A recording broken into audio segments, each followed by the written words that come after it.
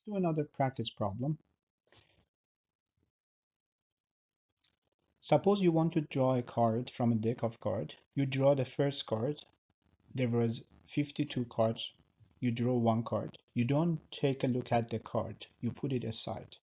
There are 51 cards left.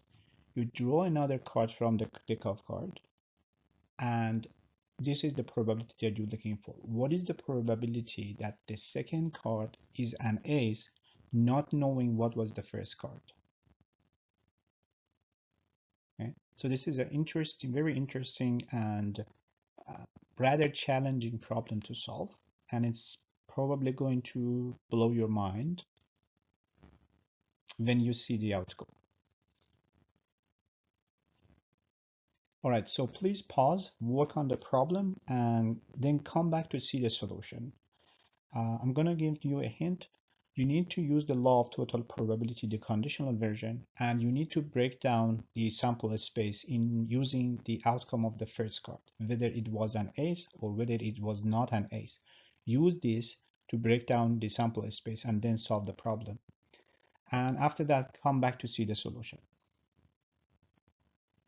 All right, let's solve the problem. So we're gonna define event A as the event that the first card is an ace, and B as the event that the second card is an ace. So we are looking for finding the probability of B, not knowing what was happened in the first card. If A is the event that the first card is an ace, then A apostrophe is the event that the first card was not an ace card. So we have A and A apostrophe, a complement, meaning an ace card first time, a non-ace card the first card. All right, so let's use the law of total probability because apparently we cannot find the probability of B here by itself. So finding the probability of V, not knowing what happened the first card is difficult because we don't know how many, when you draw the second card, you don't know how many aces are there because you don't know if you picked already one of the aces in the first card or not. So the only way that you can solve this problem is using the conditional probability. Let's write the formula. So the formula is the probability that you pick a ace card the second time, or the second card being an ace, is equal to the conditional probability that you draw the second card being an ace, knowing the first card was an ace, multiplied by the probability that the first card was an ace, plus the probability that you draw the second card being an ace, knowing the first card was not an ace, multiplied by the probability that the first card was not an ace. So let's actually go step by step through this. This is just a formula that I wrote. This is nothing new. I just used the law of total probability formula so far. So let's do this through this table. So this table shows us, the first row shows the number of aces that we have. At the beginning, we have 4 aces, 48 non-aces, and a total of 52 cards. Nothing has changed. This is just the beginning. No card has been drawn yet, right? All right. So we pick the first card. Let's solve for this first part here. We want to solve it for this first part. Okay. So this first part says, what is the if you know that the first card was an ace, what is the probability that the second card is an ace? So if the first card was an ace, that means that you have drawn one of the ace card. So how many, when you draw the second card, how many aces are left? 3 aces are left because the first card that was drawn was an ace. How many non-aces are left? All of them. The 48 non-aces are left.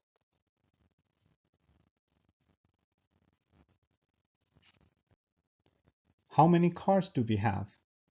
You draw one of the cards the first time, so you're going to have 51 cards left. Okay.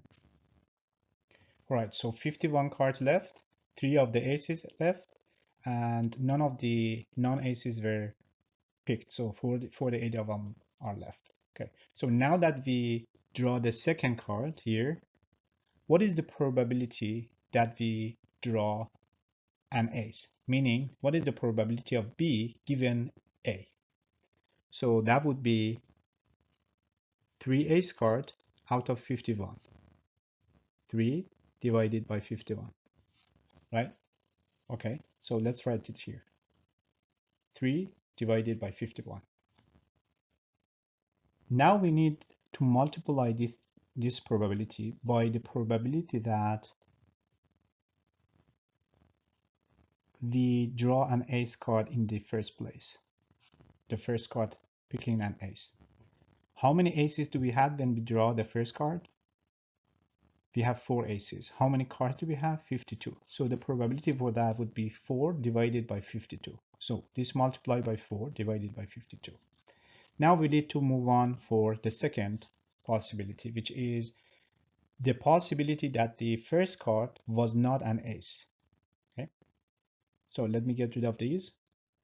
All right, so we draw the first card and the first card was not an ace.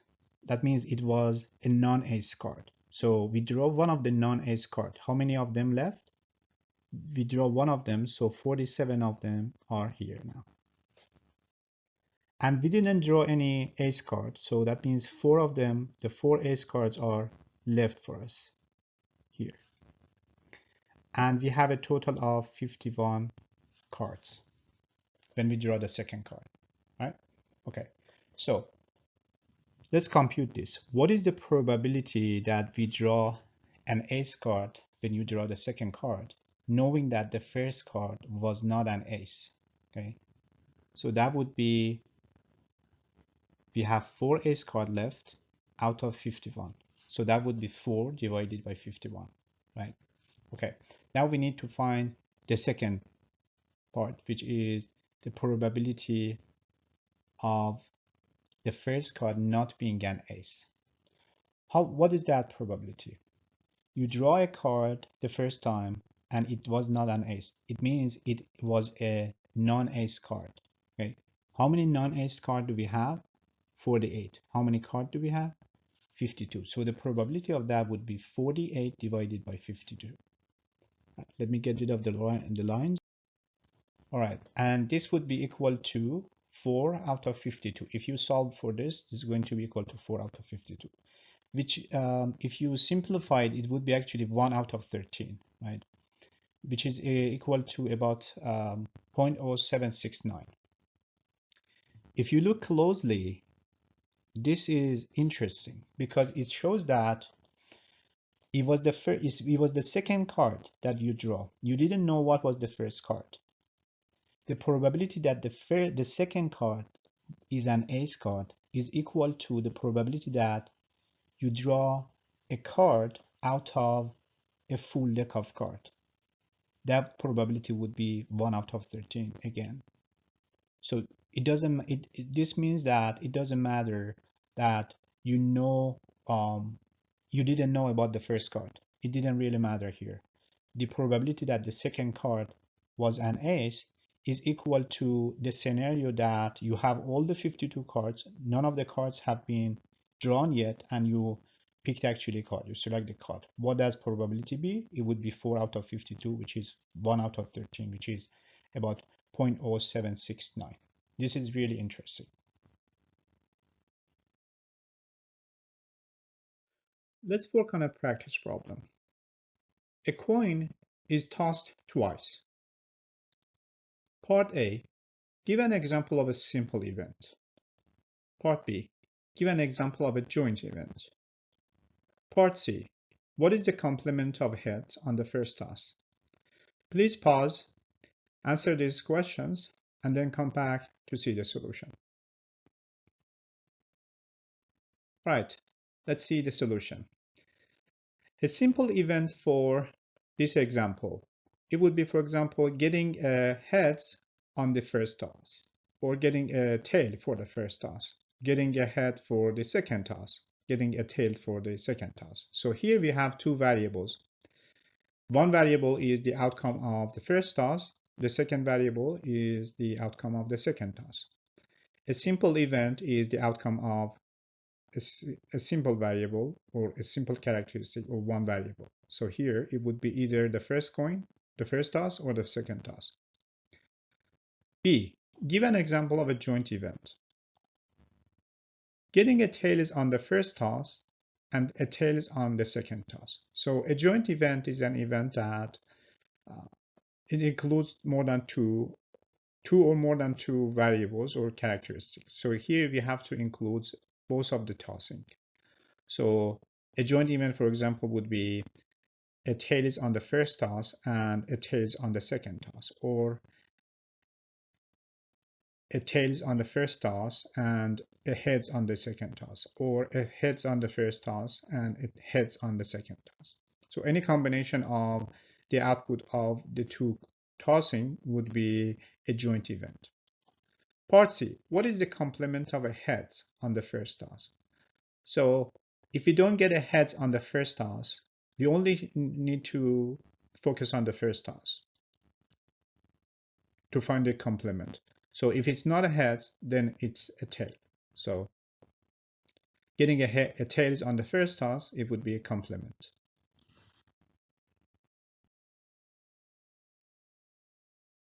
Another practice problem. What is the preferred way for people to order fast food? A survey was conducted based on a sample of 100 males and 100 females, as shown in the table here. If we randomly select one person out of the sample, what is the probability that he or she would say he would prefer to order at the drive-thru? So please pause, work on this problem, and find a solution, then come back to see the answer. All right, let's see the answer. So the probability of prefer to eating at drive-thru. We have 200 people here, 100 males, 100 females. And out of these people, we have 138 of them would prefer to eat at drive-thru, order at drive-thru, out of the 200 total. So it would be the probability of drive-thru would be 138 divided by 200, which is 69%. Let's continue with the next part of the question. So we randomly select a person or respondent out of the sample of 200 people, 100 males and 100 females. What is the probability that the respondent is a male and prefers to order at the drive-thru? So please pause, work on this problem, and then come back to see the solution. All right, let's see the solution. So we're looking for the probability of having a male that would like to order at the drive-thru. The intersection of these two are 60s. We have 60 males that would like to order at the drive-thru, and this is out of 200 people total. So the probability would be 60 out of 200, or about 30%. All right, let's see the next part. What is the probability that the respondent is a male or prefers to order at the drive-thru? So please pause, work on this problem, and then come back to see the solution. All right, let's see the solution. So here we are looking for or. The probability that the respondent is a male or prefers to eat at the drive-thru. Here we need to, this is like the probability of A or B. We're going to use the additional rule here. The probability of A or B is equal to, according to the additional rule, probability of A plus the probability of B minus the probability of A and B together. So here we have the probability of males or ordering at the drive-thru is equal to the probability of male plus the probability of preferring to eat at the drive-thru minus the probability of them together, a joint probability of being male and eating at the drive-thru, ordering at the drive-thru. So we have 100 males out of 200 people, and we have 138 people who would rather to eat at the drive-thru. So that's 138 out of 200. and we have 60 male who prefers to eat at the drive-through. So that's going to add up to a total of 69%. So the probability that the person is a male or prefers to eat at the drive-through is 69%. All right, let's see the next part. Part D, what is the difference between Part A, Part B, and Part C?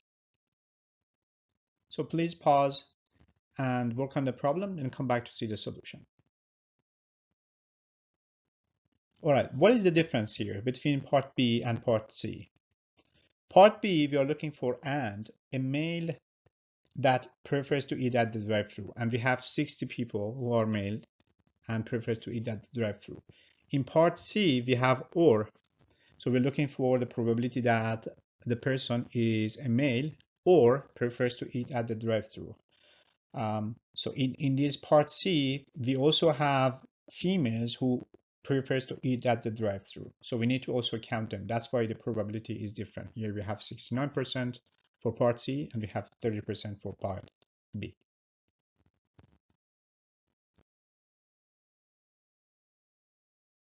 Next practice problem.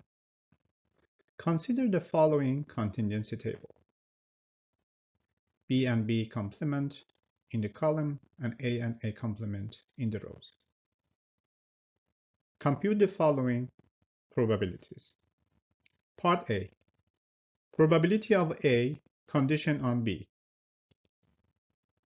So please work on this problem and then come back to see the solution. All right, let's see the solution. So let's complete this table here.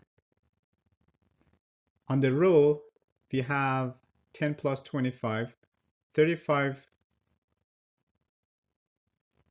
for B, and 30 plus 35, which is 65 for B complement.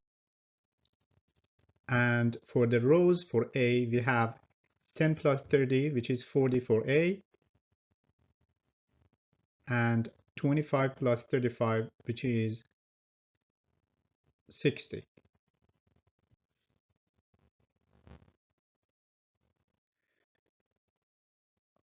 Make sure that these two, both the column add up and the row add up, should add up to each other, should be equal to each other. So for the here we have 35 and 65, which is 100, which is equal to 40 plus 60 in the column.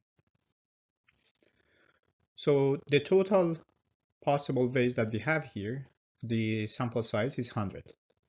Now we want to find the probability of A given B. We need to use the conditional probability, and that is the probability of A given B is equal to the probability of A and B divided by the probability of B.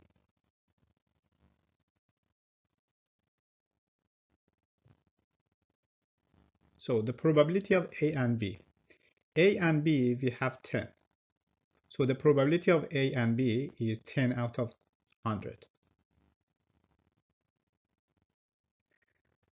This divided by probability of B. What is probability of B? Probability of B, we have 35 out of 100. So that's 35 out of 100. And this is going to be 10 divided by 35. So this is equal to 10 divided by 35, which is equal to about 29%.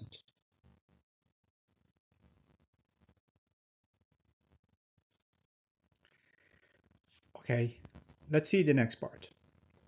Probability of A given B complement. So please solve this problem and then come back to see the solution.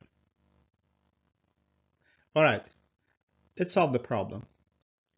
So we're going to use the formula for conditional probability. Probability of A given B complement is equal to the probability of A and B complement divided by probability of B complement. A and B complement, we have 30. So this is 30 out of 100. Probability of B complement, we have a total of 65. So that's 65 out of 100. So this would be equal to 30 out of 65, right? 30 out of 65.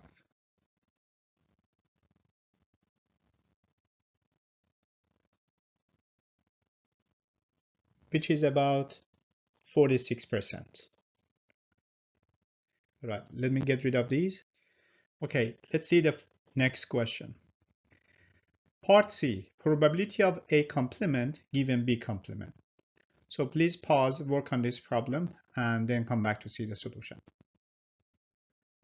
All right, let's see the solution. Probability of A complement given B complement. So we're going to write the formula, and that is probability of A complement given B complement.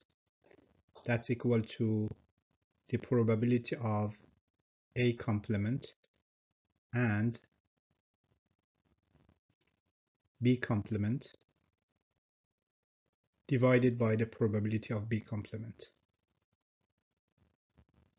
All right, probability of A complement and B complement. A complement and B complement. So we have 35. So that is 35 out of 100. 35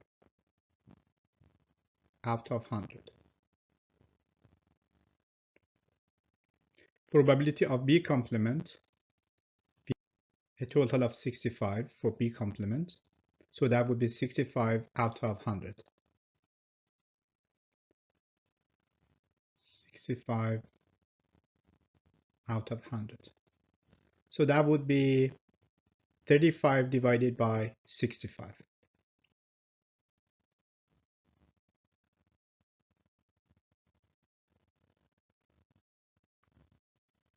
All right, let me get rid of these.